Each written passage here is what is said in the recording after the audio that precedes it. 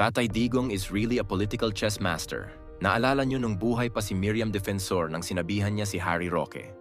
Kahit anong mangyari, wag mo pababayaan, kaibigan ko. Si Miriam Defensor din ang nag-train at nag-mentor kay Roque. Apart from his other roles, Harry Roque is also an international lawyer. He studied law in Michigan, was a professor of law in Diliman, and earned his Master of Laws with Merit London. May 5 ICC lawyer ang Pilipinas na di alam ng marami, kasama sila Miriam Defensor at Harry Roque. Kaya atat na atat si BBM na ikulong siya para di makagalaw ang mga Duterte. Don't get me wrong ha, feeling ko ito yung sinasabi na hawak na alas ni Tatay Digong para makalabas siya. Tas di ba matagal na pinaghahanap ng gobyerno si Roque? Ginagawa ng kaso para mapakulong siya.